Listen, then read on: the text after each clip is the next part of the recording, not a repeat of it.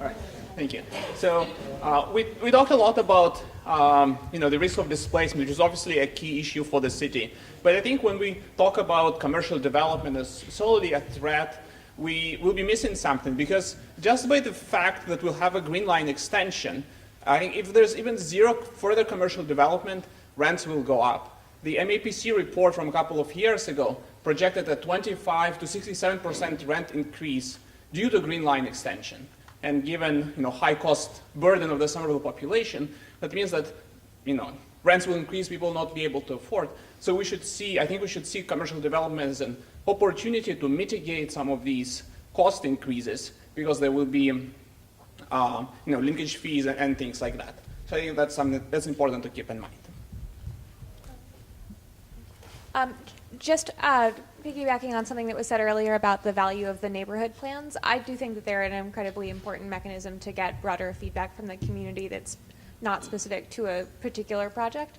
And I would like to see the entirety of Somerville carved out into neighborhood plan zones so that no corridors are excluded. Because whether it's being considered part of one or another, I think it's very important to not focus on the nodes at the expense of sort of missing those connectors.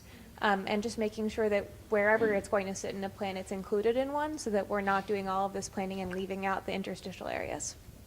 Thank you. Thank you. All right, I know I am unfortunately out of time. That's why Lauren is hovering, but there's going to be a lot more opportunity for input. And I am S. Lewis, Lewis, at somervillema.gov. So please, if there are more questions, if there is follow-up, feel free to email me. Thank you.